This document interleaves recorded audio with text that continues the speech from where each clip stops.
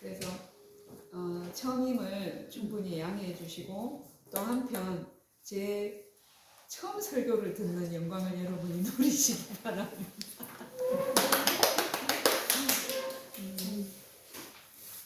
제가 시작함에 있어 어떤 드라마 하나를 얘기해 보겠습니다. 여러분이 흔히 아는 이야기입니다. 여러분 주변에 어떤 교인의 부모님이나 연로하신 조부모님이나 또는 병중에 있는 그 가족이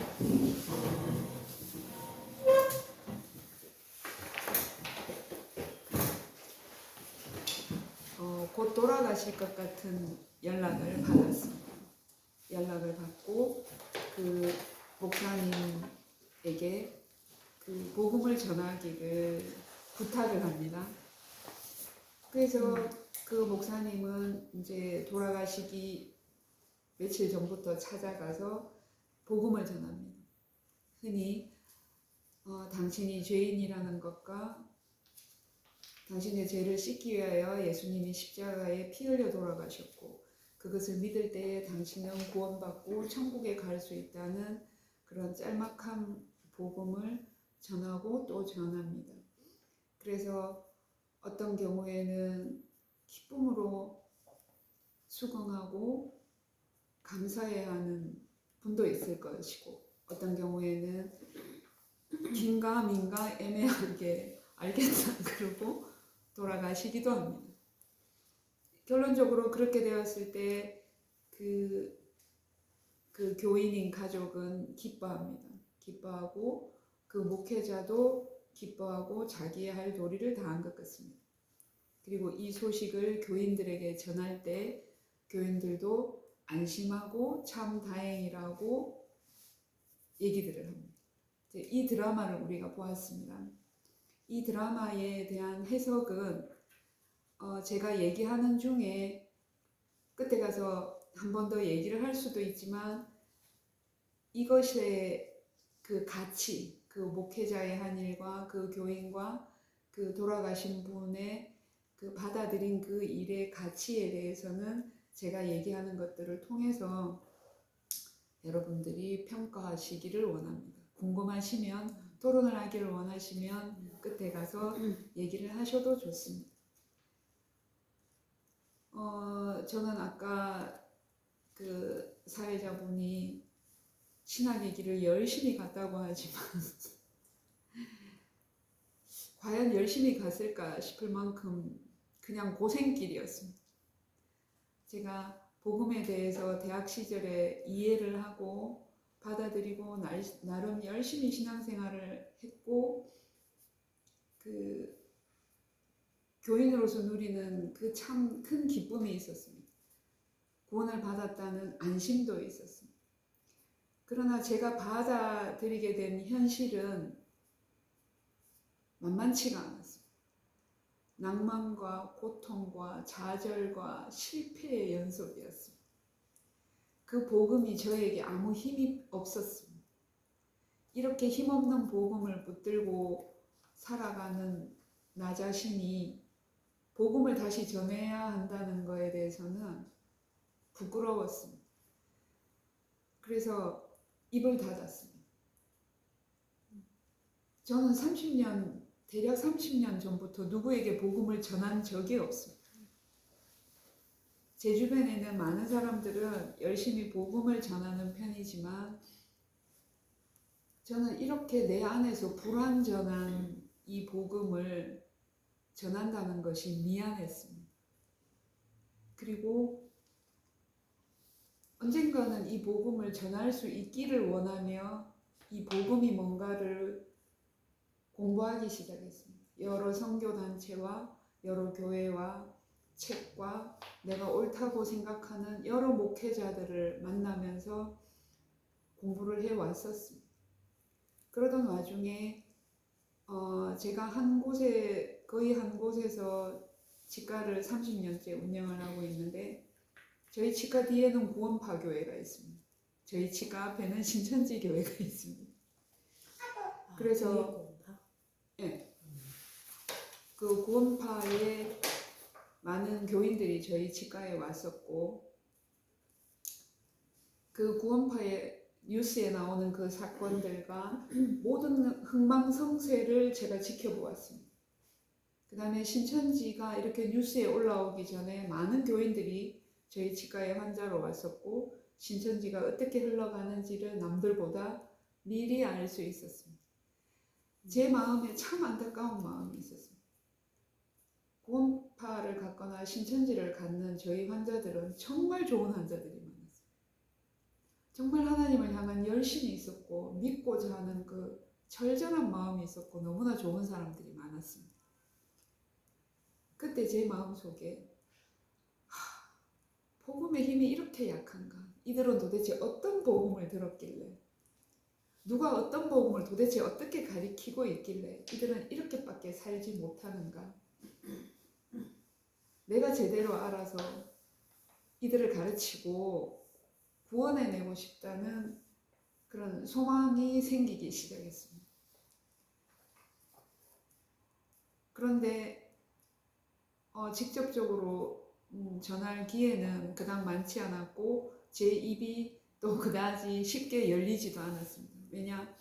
그 다음부터는 그 구원파나 신천지가 가진 생각은 기존 한국교회의 교인들이 가진 생각과 그닥 다르지 않습니다. 안에 들어가 보면 다르지 않기 때문에 그 절벽과 싸우면서 설득시켜갈 그런 에너지가 제게 그닥 많지는 않았습니다. 그래서 저는 살면서 내게 어떤 기회가 주거나 누가 묻는다면 친절히 성실히 기회가 주어질 때마다 틈날 때마다 전하려는 소극적인 그런 생각을 가지고 있었습니다. 그런데 오늘 설교할 제안을 받았을 때 제가 오늘 30년 만에 처음 입을 연 겁니다. 한 번도 복음에 대해서 누구에게 말한 적이 없습니다. 근데 막상 말을 하려고 하니 너무 할 말이 많은 것 같기도 하고 또 모르는 부분도 너무 많아서 점점점 고민이 되었지만 준비하는 중에 참 많은 눈물이 나고 감사하고 내 삶 전체를 돌아볼 수 있는 그런 좋은 기회가 있었습니다. 그러면은 제가 오늘 얘기하고자 하는 거는 저기는 여기 대상이 복음을 처음 접하는 사람들이거나 그 관심 있는 사람들이 대상인 줄 알고 제가 그렇게 그 방향으로 준비를 했었는데 결론은 그렇습니다. 제가 오늘 얘기하고자 하는 거는 크리스천은 어떻게 살아가는가입니다. 구도자들이나 이미 크리스천인 사람들이 살아가는 모든 것에 적용되는 그러한 얘기입니다. 제가 원고가 있는데 원고를 제대로 읽지 않고 제가 생각나는 대로 이제 하도록 하겠습니다. 이야기는 잘 들리시고 이해되십니까? 들리긴 잘 들리는데 네. 이해는 뒤따라가면서 이해를 말씀 뒤에 따라가면서 네. 말이 어렵습니다. 아닙니다. 뒤따라가면서 이해하시고 계세요.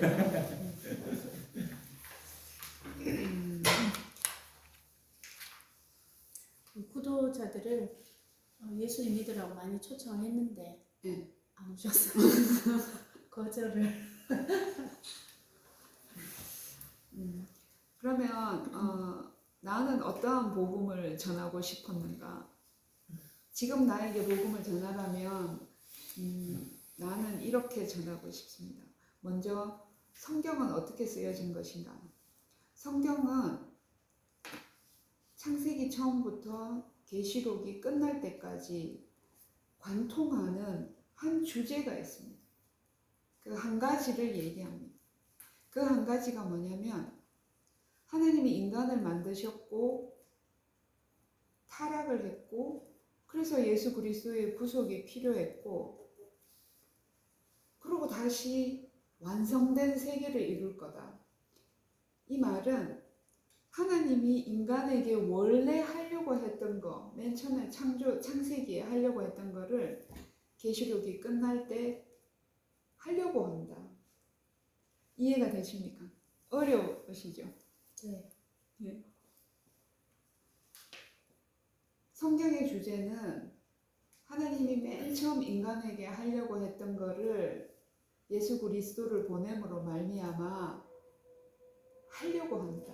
하나님이 인간에게 하고 싶었던 거를 하려고 한다가 성경이 말하는 바고, 그게 구원이라고 저는 이렇게 얘기하고 싶습니다. 보통 그 중간에 딱 끊어서 예수 그리스도의 창조하셨는데 아담이 범죄하였고 예수 그리스도의 십자가와 이 부분을 주로 얘기하지만, 제가 말하는, 제가 누구에게 복음을 전한다면 하나님이 나한테 하시고 싶었던 것, 나를 자녀 삼아서 양육하고 하나님의 생명을 나에게 나눠주면서 같이 살고 싶고 나를 성숙되게 키우게 하고 싶다는 하나님이 원래 나를 지은 목적, 그거를 이루고 싶은 게 성경이 말하는 바고, 그것이 구원이고 그것이 나의 뜻하는 바다. 그거를 네가 알았으면 좋겠다라고 이렇게 복음을 전하고 싶습니다. 이게 아는 얘기기도 하면서 어쩌면 일반적으로 책에 나오거나 다른 사람들이 얘기하는 거하고는 조금 다를 수도 있습니다. 그게 저는 누구에게 밥을 먹일 때 통째로 먹이고 싶습니다. 성경을 통째로 먹이고 싶은 마음이 있습니다. 성경 어디를 잘라서 나머지는 네가 알아 해? 이렇게 하고 싶지 않고, 성경은 이걸 얘기하고 기독교는 이걸 얘기하니 여기에 대해서 나랑 같이 알아보고 공부하고 깨달아가고 이루어가자, 이렇게 말하고 싶습니다.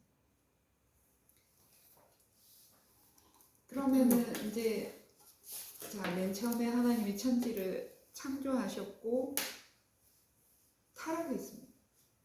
타락했다는 거는 저희가 산이나 들에 가보시면 나무가 있죠. 나무에서 가지를 하나 딱 잘라내면 이 가지는 죽습니다. 이 가지는 죽는데 하나님이 나무이고 우리가 가지입니다. 우리가 그 가지에서 잘려서 죽어 있다가 다시 접붙임을 받습니다. 나무에 접붙임을 받으면 하나님의 생명이 우리에게로 이 가지에 오기 시작합니다. 그 하나님의 생명이 영생이라는 겁니다. 영생은 우리가 죽어서 천국 가는 것이 영생이 아니고, 그 가지에 접붙임을 받아서 하나님의 생명이 나에게 전해지고 내가 하나님의 생명을 공유하고 누리고 교제하고 소통하며 사는 것이 영생입니다. 그래서 하나님이 원하는 것이 나의 생명을 나누고 나의 자녀가 되어서 나와 함께 같이 가자고 하는 것이 하나님의 마음이고, 우리가 살아야 하고 사람이 살아야 하는 길입니다. 이거를 알아야지 기독교를 아는 것이고, 우리가 얘기하는 바 왜 살아야 하는가를 아는 것입니다. 저는 복음을 이렇게 가르치고 싶습니다.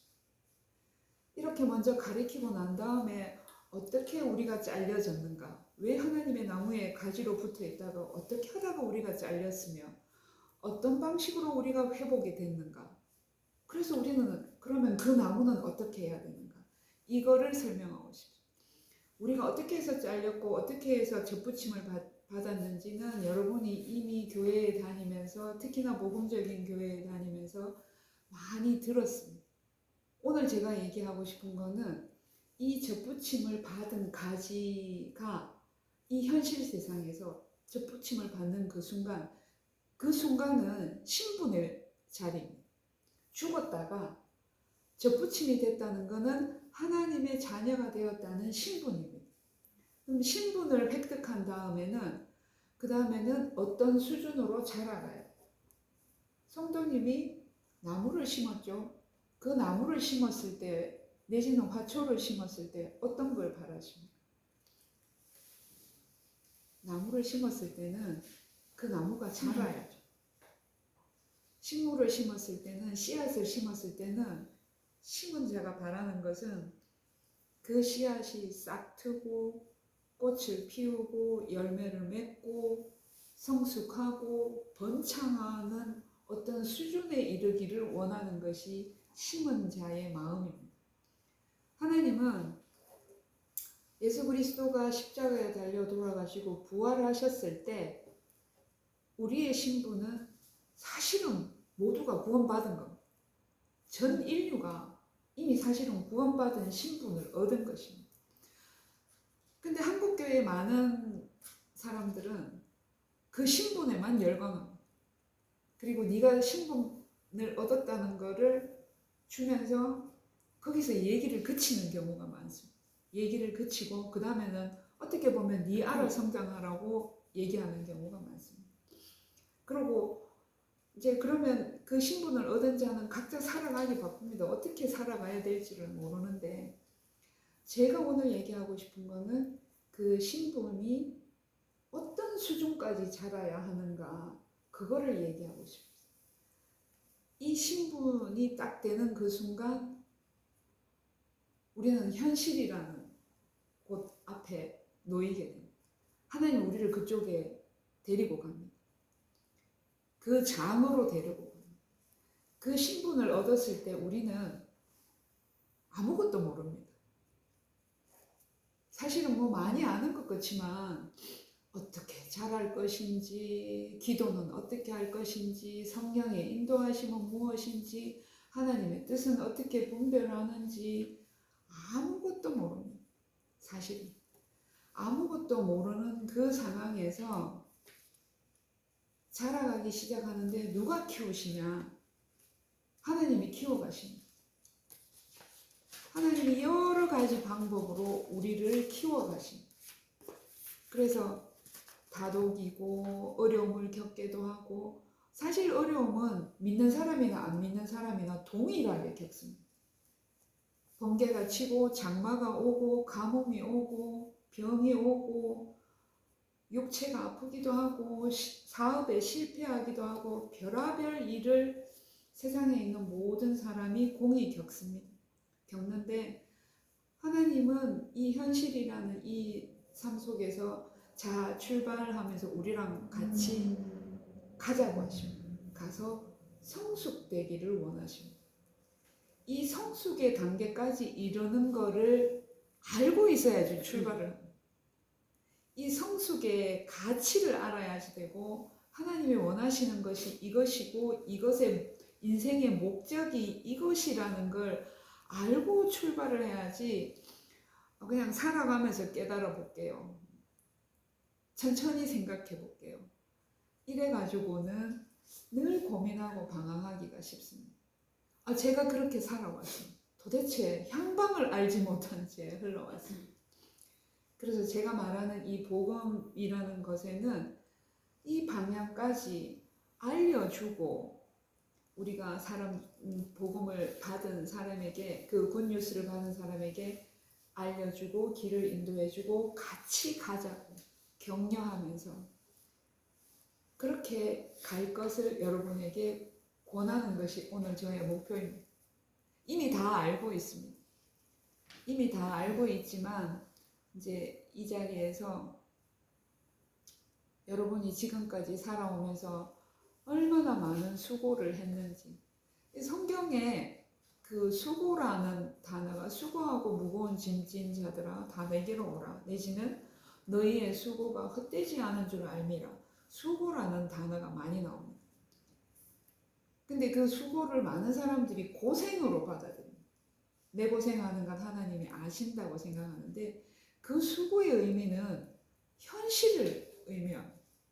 우리가 매일매일 접하는 현실 이 현실이 얼마나 힘든지 얼마나 수고로운지 알기 때문에 너희의 수고가 헛되지 않은 줄 알미라 수고하고 무거운 짐진 자들아 내게로 오라 이렇게 얘기해요. 그 수고 속에서 하나님이 우리를 키우시고 양육하시고 사랑을 나누고 끝내는 하나님의 영광에 이르도록 그렇게 인도해 가십니다. 그래서 이 수고가 때로는 참 괴롭습니다. 견뎌낼 수가 없습니다. 어떻게 지나간 수고가 어떻게 견뎠는지 저도 아득할 때가 있습니다. 그래서 지금까지 여러분 모두가 예까지 오신다고 참 수고 많으셨습니다. 앞으로도 참으로 수고가 많을 것입니다. 근데 그 수고가 지체되거나 헛되지 않기를 원하는 마음에서 제가 더 한 번 더 설명을 드립니다. 나는 너무 많은 헛수고를 하면서 살았습니다. 안타까운 시간들이었습니다. 너무 후회가 많았습니다. 그런데 지금은 괜찮습니다. 하나님 괜찮습니다라고 말합니다. 저의 헛수고가 없었더라면 이 수고의 의미를 제가 알지 못했을 것입니다. 앞으로의 수고도 견뎌내지 못할 것입니다.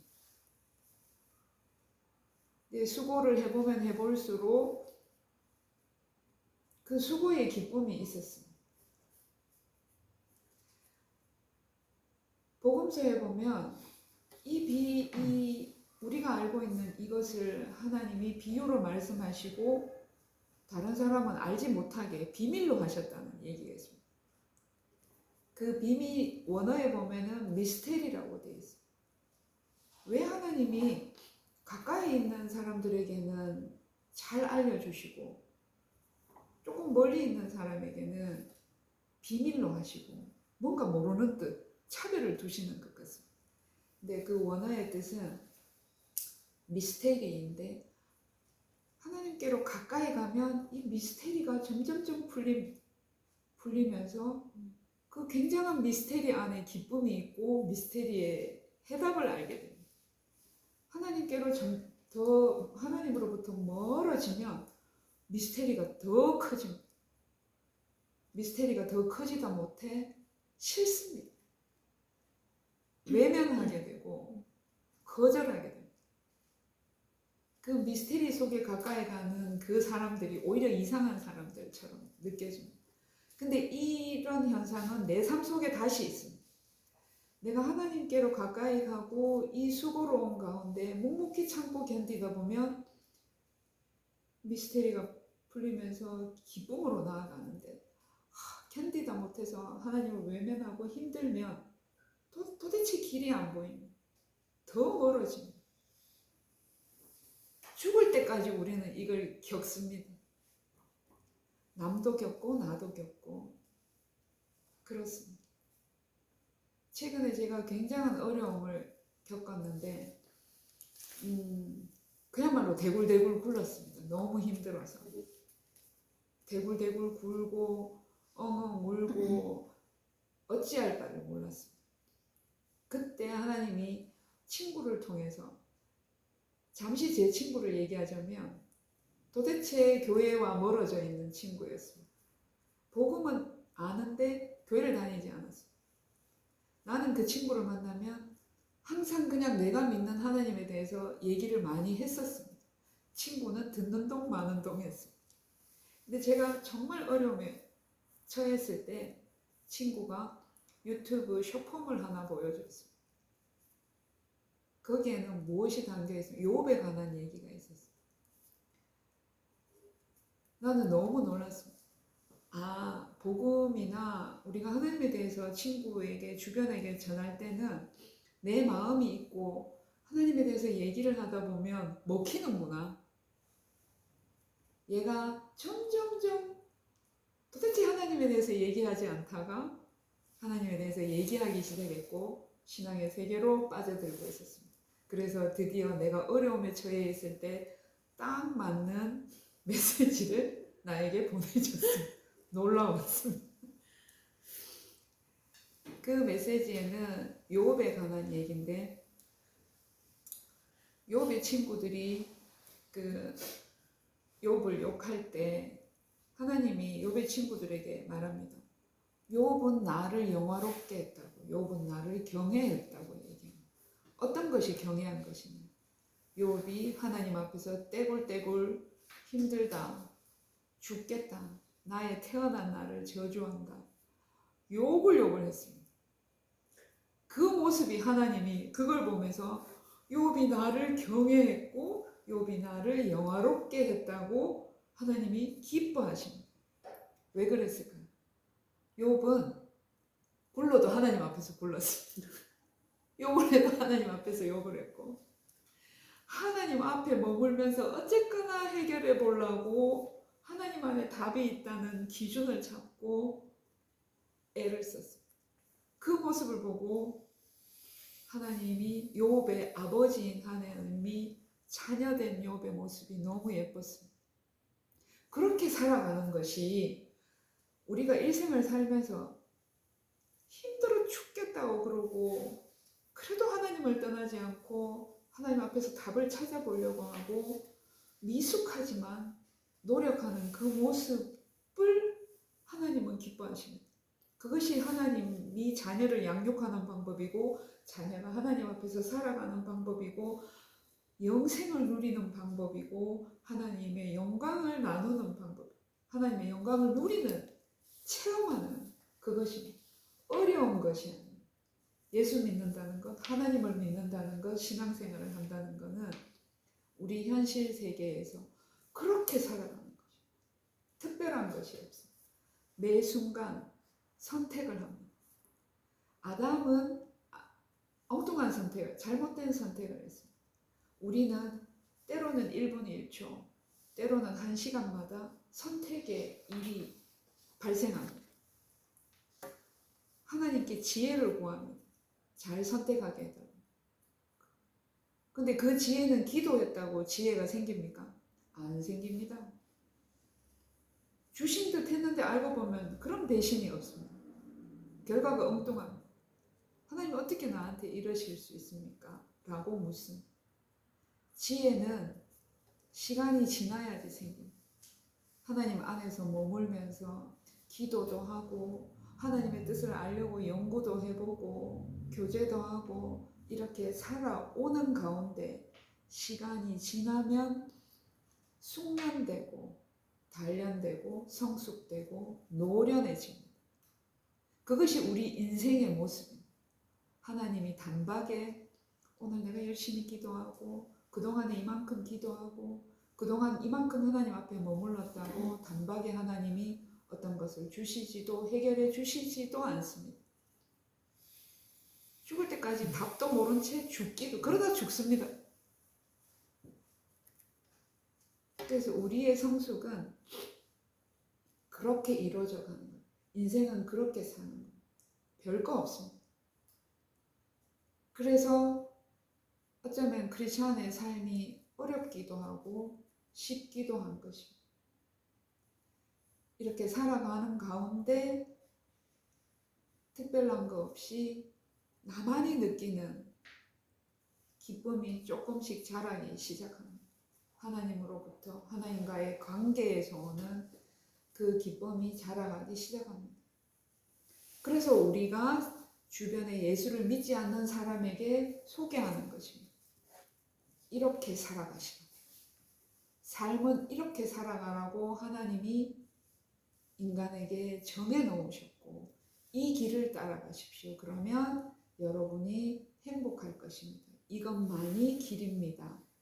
라고 복음을 전하라고 여러분에게 말하고 싶습니다. 이 정도 하면 되겠습니까? 정확하게 30분. 정말 대단하십니다.